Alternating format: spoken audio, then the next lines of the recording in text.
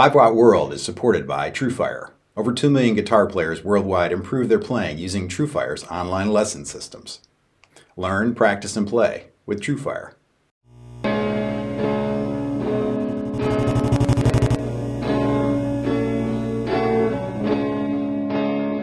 Hi, this is Keith Wams. Welcome to 5-Watt World. We're interested in helping you get the most music from the least gear.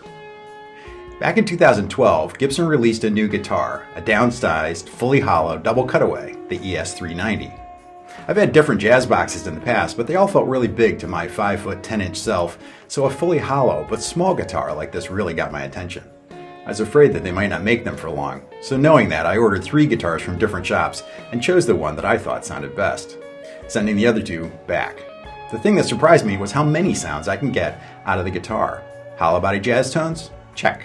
Gretsch tones? Check. 335 overdriven tones a la Robin Ford and Larry Carlton? Check. All at bedroom volumes and all on tap here. My 390 piqued my curiosity and I went back upstream to the guitars that inspired the model, the original Gibson ES330 and the 60s era Epiphone Casinos.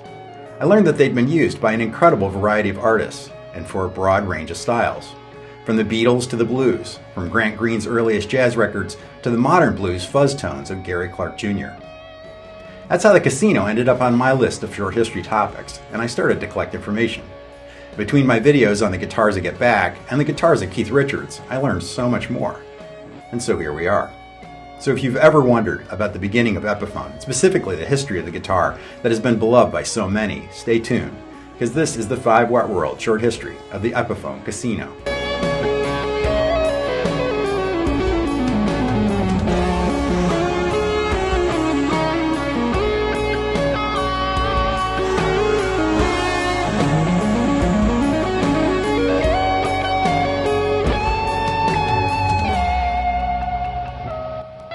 If you enjoy our videos, take a minute to subscribe. And if you've already subscribed, swing by the store to grab a Stomp preset pack or a t-shirt to support what we're doing here.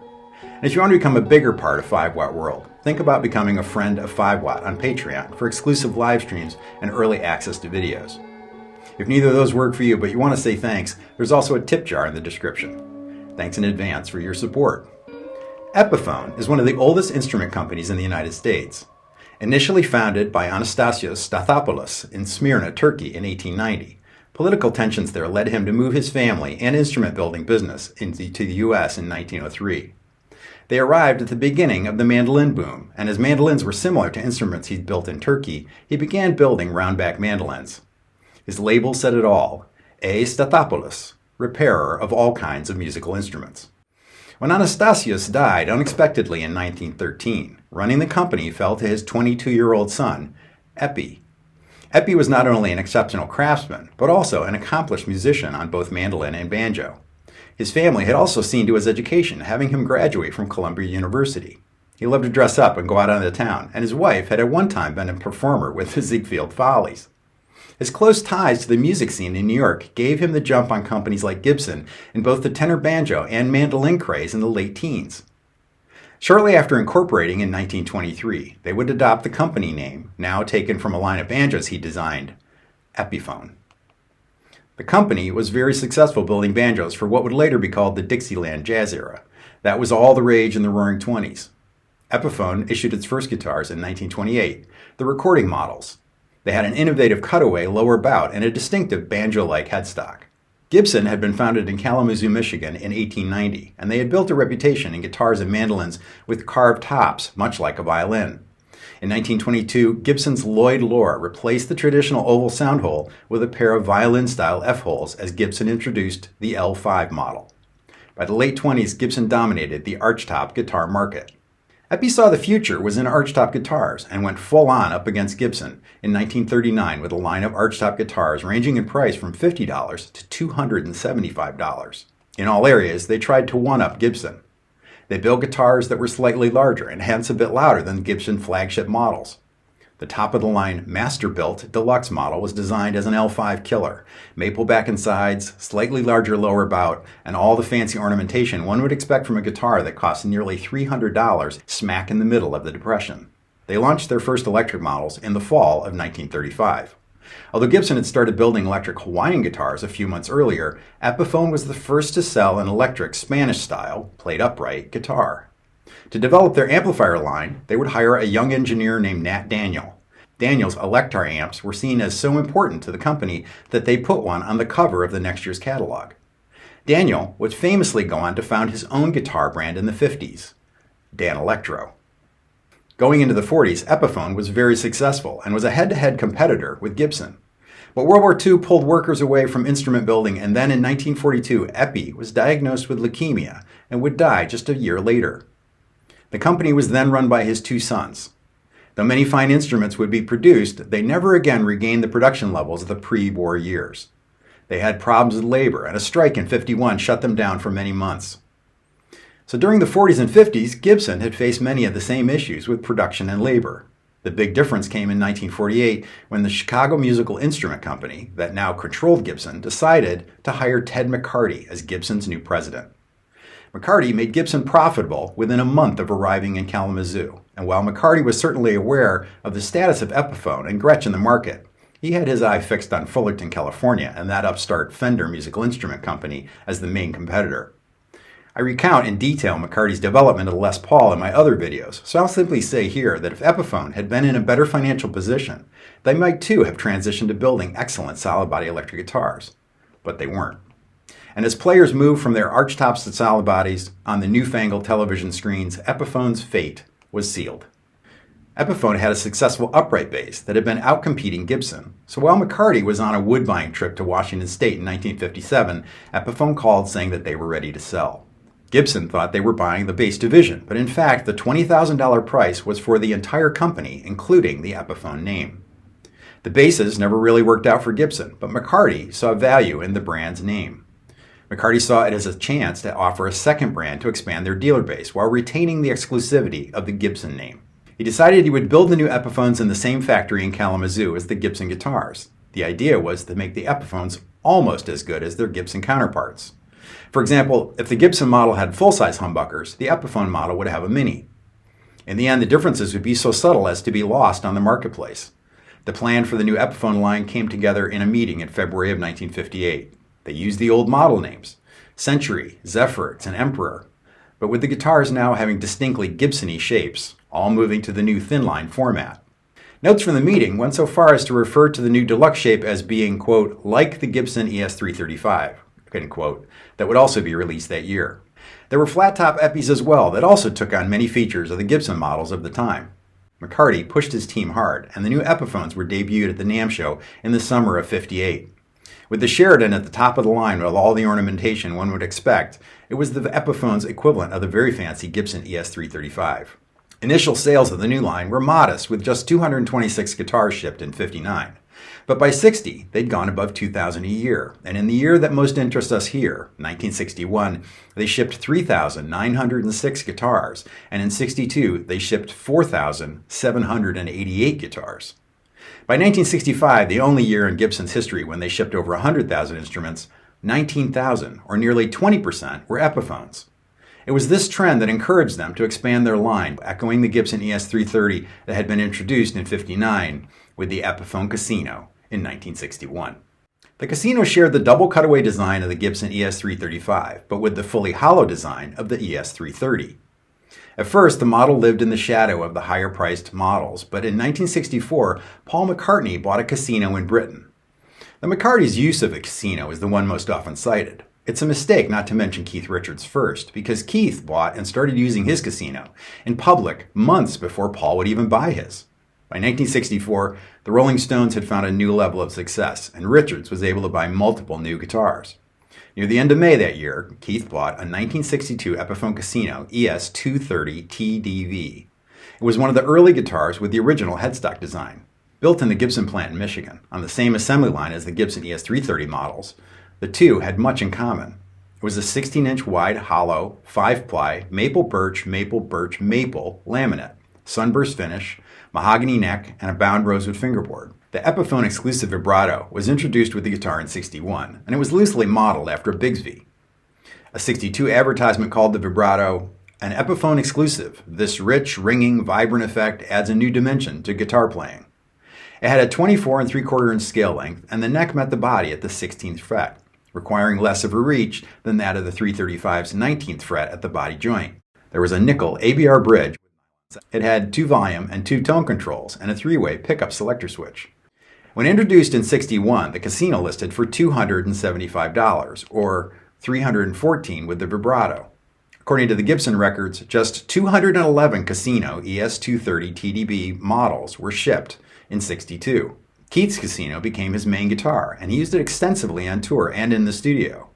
He said of the guitar, "It was a great guitar for studio work and for clubs, but once we got into bigger theaters, I found the feedback and howl of those Epiphones was uncontrollable, and I started to go for solid bodies, like the Les Paul." Keith would play the guitar on the Stones' first U.S. tour in the summer of '64. The Beatles had played their first and now historic appearance on Ed Sullivan on February 9, 1964, and that really opened the door for the British invasion. On the first tour of the U.S. in June, the Stones brought only 4 guitars with them: Keith's Casino and his Harmony 12-string, Brian Jones' Green Gretsch Anniversary, and Wyman's famous Star Bass. You can see Keith wielding the Casino on that Hollywood Palace, playing I Just Want to Make Love to You. The Casino would be Keith's main guitar at the Chess recording sessions that summer as well. The final date of that tour was Carnegie Hall on June 20th, him playing his Casino into a backline of rented Fender Showman amps. As I cover in my video, The Guitars of Keith Richards, the guitars owned by members of the Rolling Stones were often shared, and Brian Jones would also play the Casino on numerous occasions. Back in the UK, Keith was seen playing the guitar on Top of the Pops in July of '64, playing It's All Over Now. But by that August, playing the larger venues made the Casino challenging, and Keith had bought his 1959 Les Paul Standard, and that generally replaced his beloved Casino. So it was really Keith Richards that put the Casino in the eyes of American fans in that early tour in the summer of '64.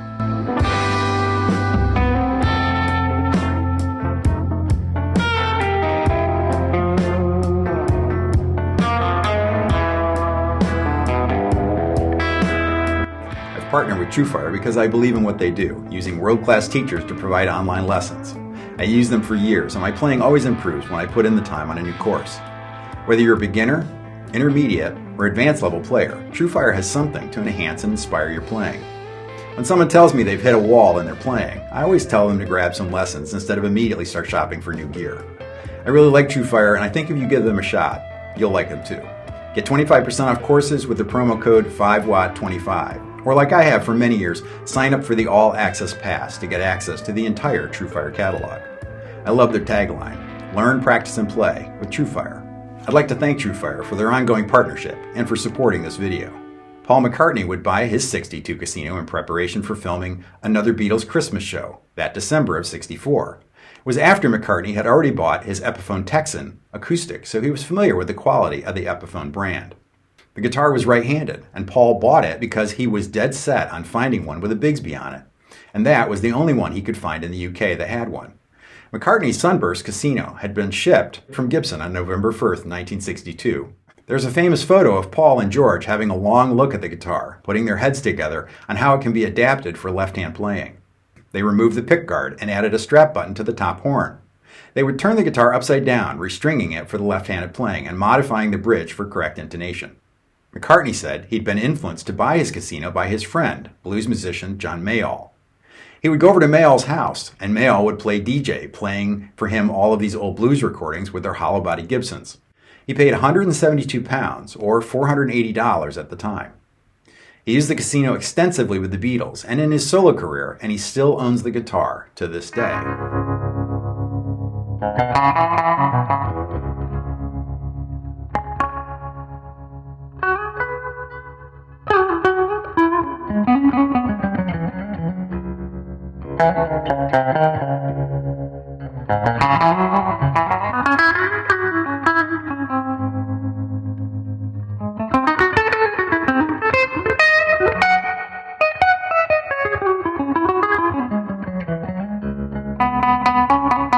John Lennon and George Harrison would buy their Casinos in the spring of 1966 as they were getting ready to record Revolver. Both guitars were built in 1965 and had the later hourglass-shaped headstock. The big difference in the two guitars is, of course, that George's was fitted with a factory Bigsby, where John's had the trapeze tailpiece. Lennon played his Casino extensively on Revolver, while George played another new guitar, his Gibson SG, along with his Sonic Blue Strat. On the road that year, John and George both played their casinos on tour in Europe and in Japan. They would continue to use the casinos in the studio, and it would be John's main guitar for the rest of the time with the Beatles, famously visible in the final live performance on the studio rooftop featured in the documentary Get Back. At some point, John's guitar also had the original Kluson Deluxe tuners replaced with Grovers. On a trip to India to study meditation, singer-songwriter Donovan had convinced John and George to strip the finish off their casinos to, quote, let the guitars breathe and improve the tone. The original casino run was from 61 to 70, and there were a number of changes across that time. The fretboard inlays were changed from dots to the parallelograms, as I mentioned earlier, and that happened at the end of 62. The pickup covers were changed from black plastic to nickel-plated around 63. In 67, a cherry finish option replaced the royal tan sunburst of the earlier years. The biggest year for casinos was 1966, with 1,655 shipped, nearly double the number of 853 that had shipped in 65. It's easy to assume that this was due to both the Beatles and Keith Richards playing the guitars on tour in 64 and 65. After its original demise at the beginning of the 70s, the casinos were produced overseas. By August 84, Rooney Pace, a New York brokerage firm, was running Gibson.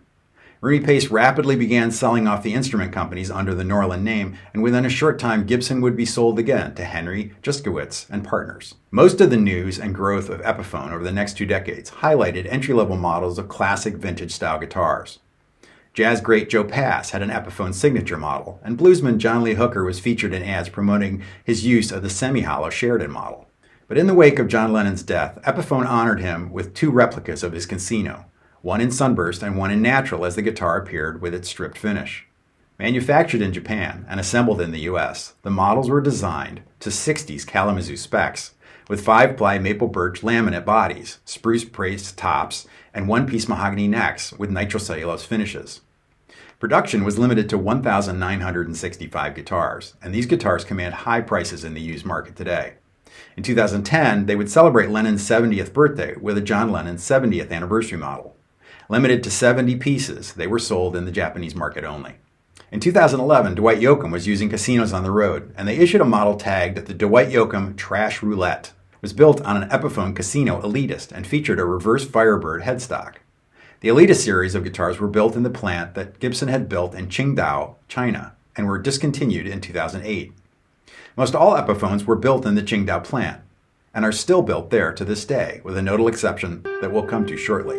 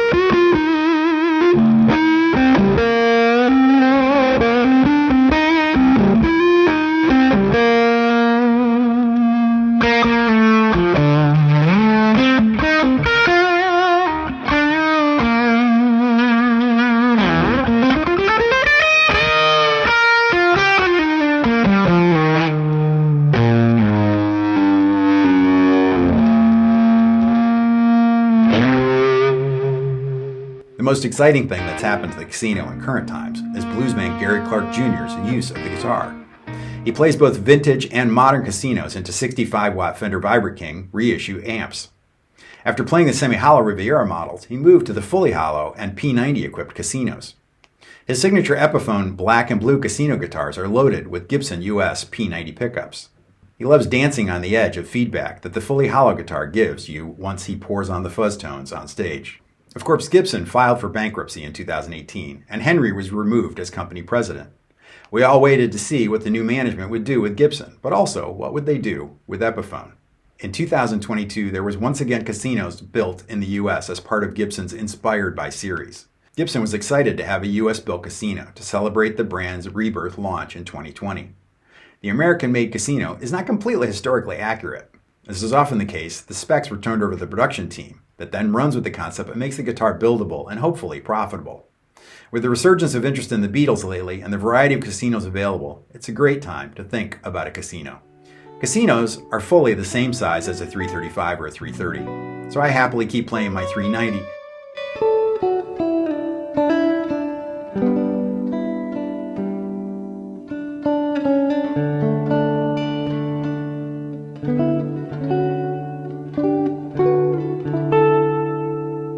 And every once in a while I look around for one of the very few 390s that they built with P90s in 2014. But for most folks, like my friend Mick Taylor or Rhett Shull, they're the perfect balance of size, weight, and let's face it, feedback. If you want to go dancing on the edge of rock and roll howl at what's more like 5-watt world volumes, a fully hollow, double-cut guitar is one of the ways to get there and put a big smile on your face. If I missed your favorite part of the casino story, please put it in the comments for everyone to enjoy. I know from experience that I can count on you. First, I need to thank John Cordy for writing the intro and outro casino music for this video.